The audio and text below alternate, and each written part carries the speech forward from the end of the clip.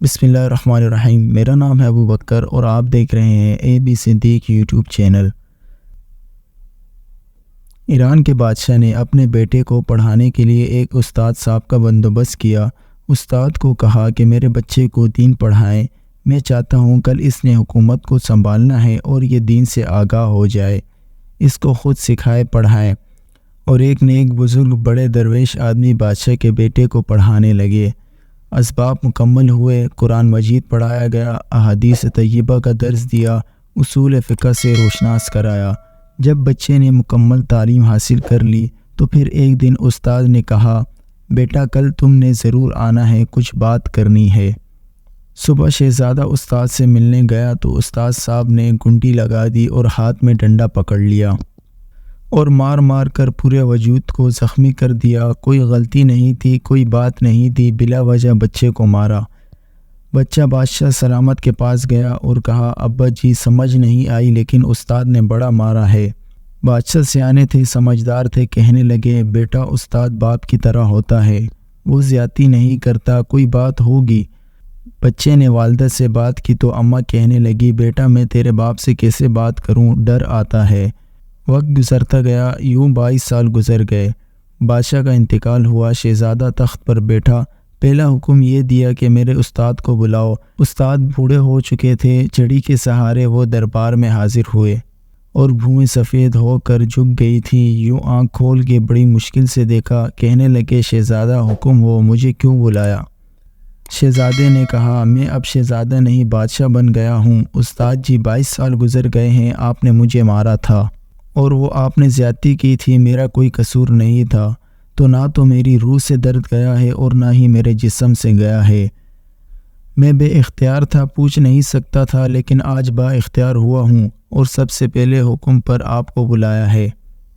بتائیں کیوں مارا تھا، میری زیادتی بتائیں۔ تو بوڑھے استاد کی آنکھوں میں آنسو آ گئے اور کہنے لگے، بس بیٹا آج کے دن کے لیے مارا تھا، یہ جو دن آ گیا نا میری زندگی میں، اس لیے مارا تھا۔ میں یہ چاہتا تھا کہ میری زندگی میں یہ وقت آئے، آج میری مراد پوری ہو گئی۔ شہزادہ کہنے لگا، استاد صاحب کس لیے مارا تھا، مجھے بھی سمجھائیں۔ آپ فرمانے لگے، بیٹا کتنی دیر ہو گئی تجھے مار کھائے ہوئے؟ شہزادہ کہنے لگا، 22 سال ہو گئے۔